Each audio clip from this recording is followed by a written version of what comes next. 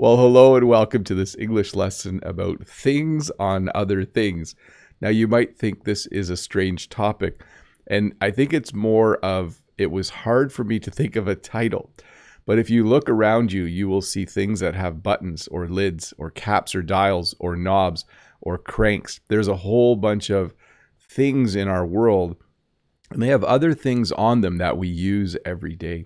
So in this English lesson, I thought I'll see if I can think of 30 or 35 things, little things in the world around us that we use to interact with things, or that we use when we use something. There, I just used the verb use twice. And again, it was hard to think of a title, but it's things on other things. And you'll see what it is in a bit. Even though the title is kind of vague or obscure, there's two new words for you maybe. The lesson itself is full of very common words we use to describe the things around us that are on other things. First one, label. So often when you buy something, there will be information on the side, and we often call that the label. If you have a can of soup, it has a label. If you want to know how much salt or sugar or other things are in your soup, you can read the label. In English, we often will say to people, well, read the label. If someone said to me, do these cookies have a lot of sugar in them? And if they were store-bought cookies, in English, when we say store-bought, it means something you bought at the store instead of baking at home. I might say, well, I don't know, read the label. Or if someone is allergic to something, sometimes people are allergic to certain things in food. You might say to them, you better read the label before you eat that. So the first one, label, you can see now how these are very common words that we use to describe things on other things. But a label is something you would find on a box, on a can of food, or other places. A tag. So this is a kind of a funny one. Most shirts have a tag in the back. I can't really show you mine very easily. When the tag is too big, though, it bothers me. I don't like it when my shirt has a really big tag or two tags in it, because it just kind of feels weird. So I often cut them out. But a tag is something that you will find in a shirt. It might look like this, where the tag is sewn into the shirt. But a tag can also be something that hangs from a piece of clothing with a string.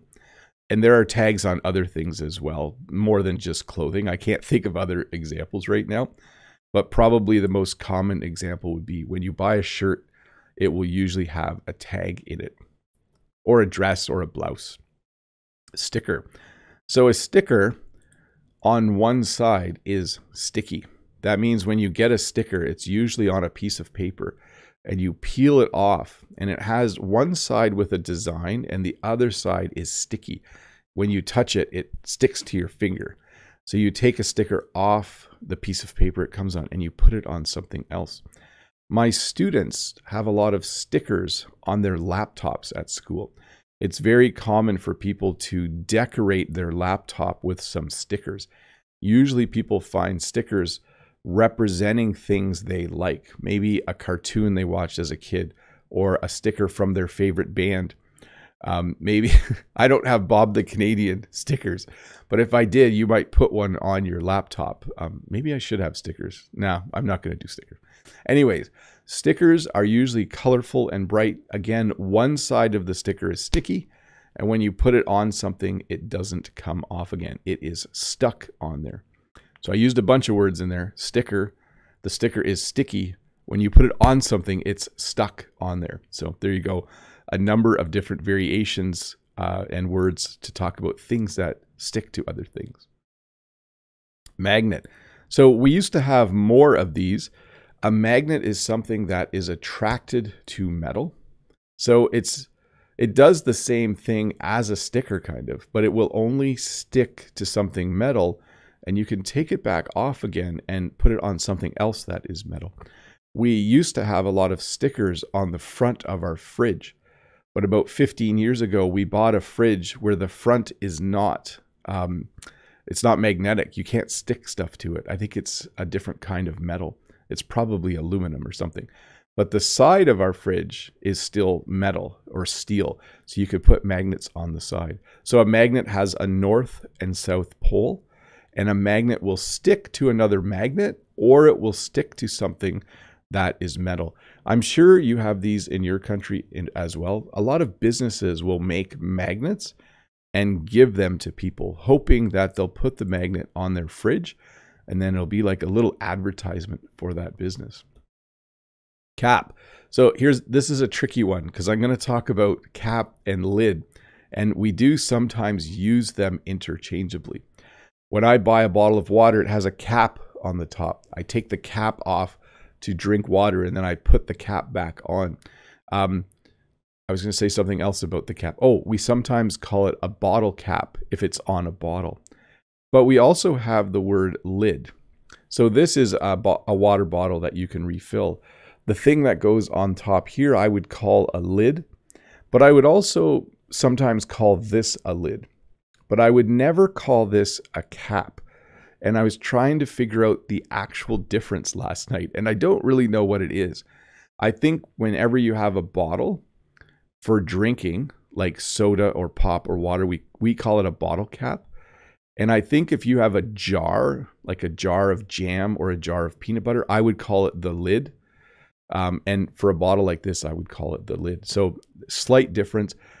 I wouldn't say to my kids, put the cap back on the peanut butter. I would say put the lid back on the peanut butter. But if someone was drinking water and they didn't put the lid, sorry, I should say cap, they didn't put the cap on nicely and it popped off, I would say, oh, you didn't turn the cap tight on this bottle. So cap and lid, slight difference there. Hopefully I did a good job of explaining the difference between the two. Clasp. Now, I do not wear a lot of jewelry. I don't wear a necklace and I don't wear a bracelet, but often when you wear jewelry, one of the ways you put it on is there's a little clasp. So if I had a gold chain around my wrist, if I had a bracelet, there would be a clasp I would use. I would kind of put it on and then I would kind of click it together or connect it together with the clasp. So these are very, very tiny clasps that you would have on. I think the most commonplace would be a necklace or a pendant. A pendant is like a necklace as well, but it usually has something hanging at the end. And then there's usually a clasp at the back. Yeah, I don't wear jewelry because like even my watch, I don't know, I don't like having things on me. I don't know what the term for that would be. So I'm not someone who wears a lot of jewelry. I think jewelry is beautiful, but I personally don't wear very much jewelry. Let's make this a little bigger so you can see what I'm talking about. So they kind of click, you click and hook it, and then it's together. A panel. So there are a lot of things in the world that have a panel. A panel is any part of something that has a lot of buttons, a lot of lights, a lot of dials, a lot of knobs. I'll talk about all of those later. But it's usually on a piece of equipment or on a machine. Sometimes we call it the control panel. I don't think I have it. Oh, I do have a slide for that. Sometimes we call it a control panel because it's where you stand and it's what you use to control the machine or the equipment. And I'm using machine and equipment interchangeably. We often do that in English. At work, we have a lot of machines. At work, we have a lot of equipment. And they all have panels or control panels on them. If the panel only had little lights, we would probably just call it a panel. But as soon as the panel has buttons and switches, we would call it a control panel. So that would be the difference between those two. Handle. So there are handles on a lot of things. This is a handle on a drawer. So when I go to the kitchen, the drawers have handles. People always like me to say drawer more than once so they can hear how it's pronounced. So there are handles on all the drawers in my kitchen. There's a handle on the door to my van. I have a toolbox and it has a handle on the top. Basically, a handle is anything that you can grab to either open something or carry something. So if you have a purse, it has handles on the top. I have a case that I carry my laptop in, and the case has a handle on top. Again, drawers have a handle. When I open my van, I unlock it and then I pull the handle and then the van door will open. So there are many things that have handles on it, probably because we have hands. And it does have the word hand in it. Have you noticed that? Handle has the word hand in it. It must be a word that came from the other word. I don't know the exact name for that. Clip. So a clip is an interesting thing. Like this is a tape measure and it has a little clip on the side. So you can clip it on your belt. So a clip is usually something small and it's usually made so that you can hook something onto yourself. A pen actually has a little clip on it as well. Some pens do, at least. I'm looking for, I don't have a pen around, but a pen you can click to open, like you can click the pen, but often there will be a little clip on the pen if you want to clip it onto your pocket. So this is a clip. There aren't a lot of clips in the world, but I know a friend of mine has a clip for his camera. He can clip it on his belt. And my other friend has a phone case, a very durable phone case, because he works outside and it has a clip on the side so he can clip his phone onto his belt. A screen. So there are screens all around us. So this is a pretty common one. If you look here at this calculator, the gray part up top, the gray-green part is the screen. Your phone, obviously phones have a screen on them. Your TV is all screen. A control panel might have a small screen on it as well. There are definitely screens all around us. Like my light over there has a control box and there's a little screen on it. It says the light is at 85% brightness. I could turn it up to 100% brightness. Now it's at 100% and I could turn it back down again. I shouldn't play with my lights while I'm making an English lesson. But there are many things now that have a screen so that you know what is happening with that device or with that machine. So a screen. A flap. So this is an interesting one. A flap is usually a piece of fabric or cloth. I'm trying to show you my pocket here.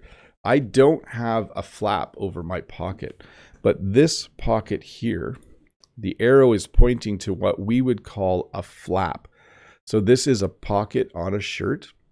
The pocket has a button and that button will close that flap. So again, a flap is something that it's attached at one end and it moves like this, okay? It can move like this as well, but yes, there aren't a lot of flaps I can think of in the world, but I do have some shirts where there's a pocket and the pocket has, you can close the pocket because it has a flap. It's kind of a funny word to say, flap. Knob. So a knob is something that is usually round. It can be other shapes as well, but it's almost always round. And it's something that you can grab and turn, okay? So you can turn the knob. Let's say you have a really old stereo, like a radio. It might have knobs on the front that you can turn. Our old oven had a knob on the front. You would turn the knob to set the temperature on the stove. So a knob is a round thing on something that you can grab and turn one way or the other. And we sometimes just call it a dial as well. I don't know if, oh, I do have dial on here. We'll get to that in a sec. An indicator light. So an indicator light, if you look here, you see the yellow engine light. So if you're driving a vehicle and that light comes on, it means that there's something wrong with your engine. Anytime a light is normally off and then turns on when there's a problem on a vehicle or something else, we usually call it an indicator light because it's indicating that something's wrong. So it's most commonly found in a vehicle. You're driving and then something goes wrong and your mechanic might say, are there any indicator lights on the dash or on the dashboard?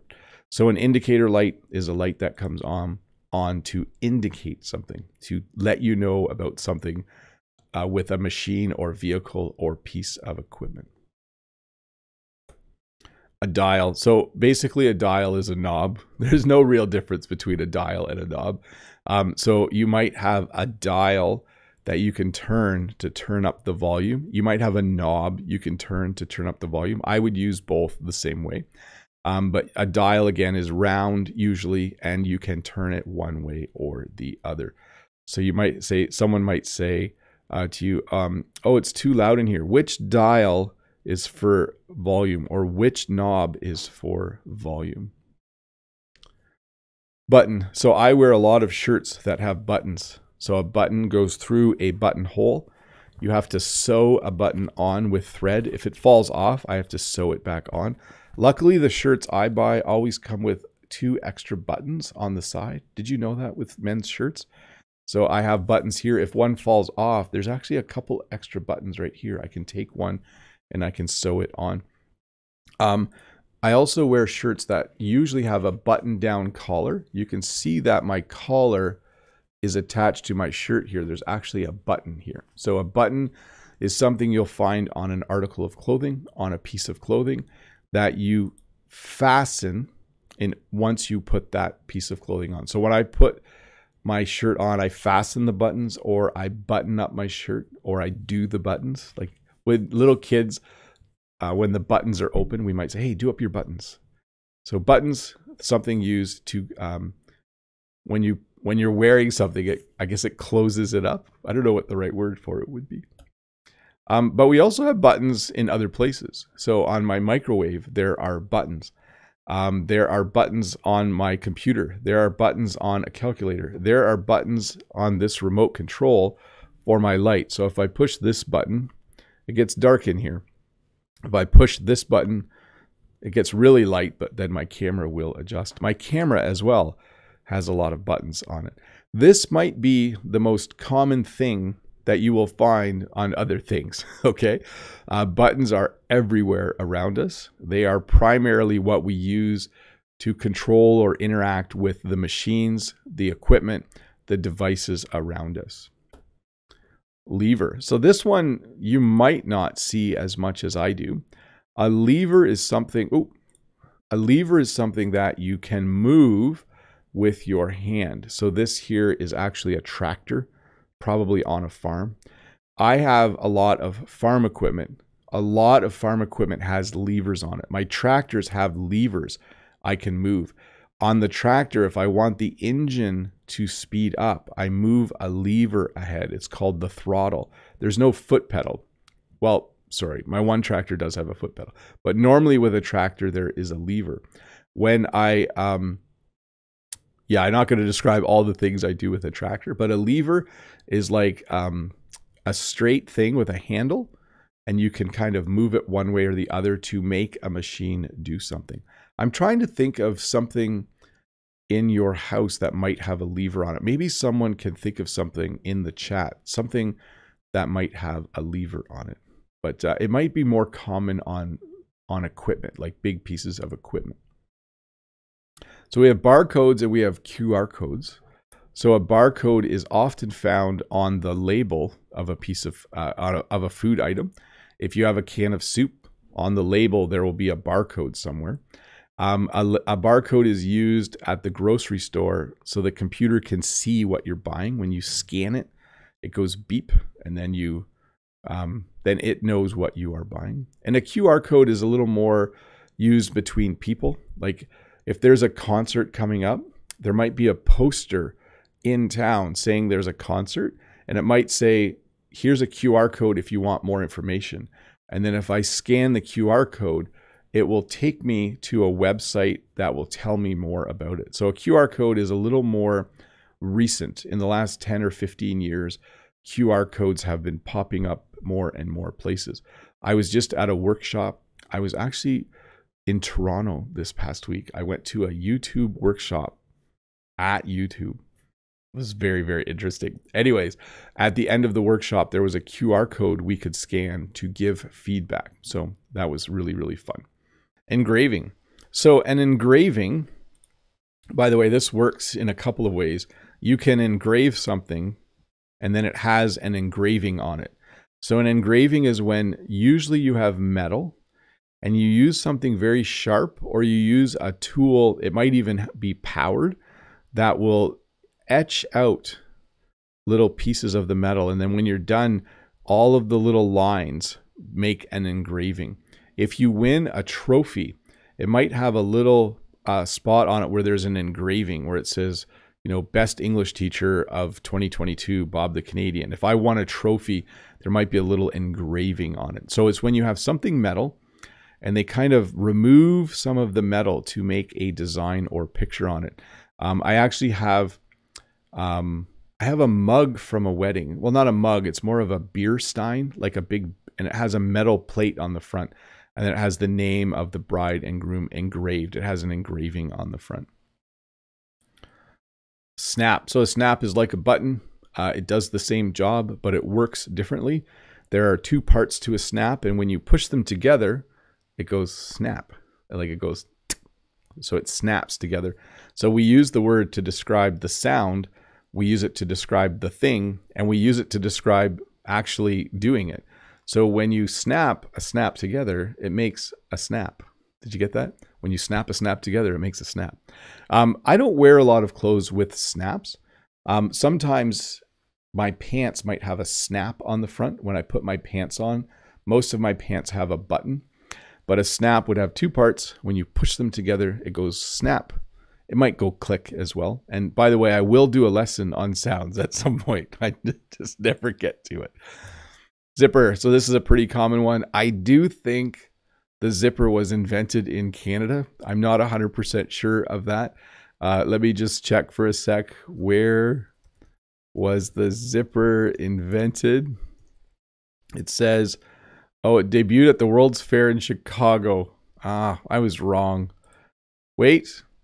It says that the Lightning Fastener Company in St. Catharines, Ontario created the first, well, sounds like another one of those things where Canadians and Americans are fighting over who invented it. We did invent basketball though in Canada, just to clear the air. Buckle. So yes, I wear a belt every day. I wear a belt to hold my pants up, but I also just wear it because I think it looks nice. It's a fashionable thing to wear. A belt has a buckle. When you put your pants on, you buckle your belt. But the thing on the front, the actual little loop with the thing that moves, notice I don't know the names of those two, is called a buckle. So the gold part here is called a buckle. By the way, the little tiny brown part is called the belt loop. It's a belt loop. You have belt loops on your pants, but your belt itself might have a little belt loop at the front. But yeah, the gold part over there is called a buckle. And we might even call it a belt buckle. Like we might name, if it's actually on a belt, we would call it a belt buckle. My watch has a band. So this is a watch band.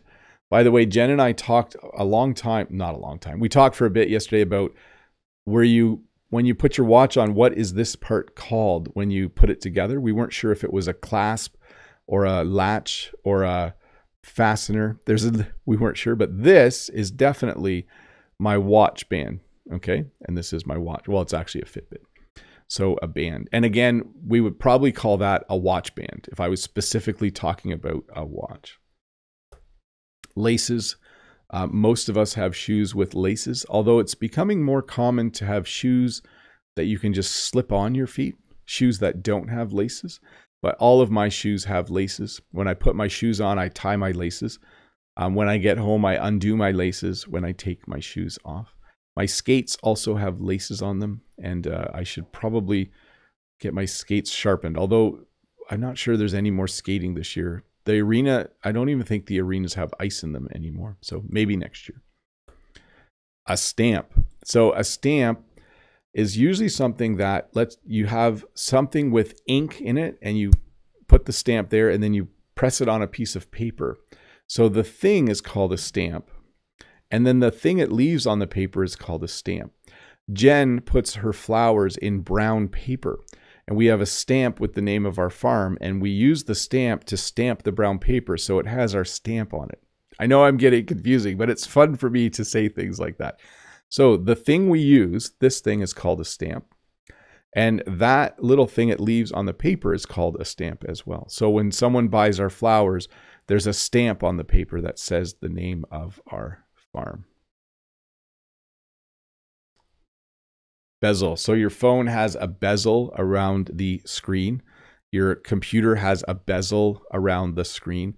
My phone has a little bezel. It's the area around the edge of your screen. So anytime you buy a phone, they're trying to make phones to have smaller and smaller bezels. So they want the whole front of the phone to be a screen. My phone has fairly small bezels. It's not huge, but the bezel is the area around the edge. Our backyard has a gate, and that gate has a latch. So a latch is something where there's usually two parts and they click together. When we close the gate for actually our gate's broken right now. I need to fix that. When you close the gate, it goes click, and then it won't open until you flip it or click it. How would I open a latch? Unlatch it, I guess. But we would probably just say open. That's the universal verb for opening something. When you close our gate on our fence or on our backyard, it has a latch, and then it will not open until we open it. I'm not explaining that one very well. I'm almost done, and I'm feeling like I'm going too quick right now. Oh well, sorry about that. This is the last one though. My windows have a crank. So a crank is something that this is the cranking action. If I turn the crank one way, my window opens, like the window right there. If I turn it the other way, the window closes again. When I was a kid, the windows in our cars had a crank. You had to crank the window down and crank the window back up. So notice I'm using the word crank to describe this. It has a little knob on the end. So you grab the knob and then you turn the crank. But it's also the verb. Like you can say, I'm going to open the window, but I could also say, I'm going to crank the window open. Can you crank the window shut because it's getting cold or warm outside? Whichever makes the most sense. So it's kind of like a lever, but it's more, we would definitely call it a crank.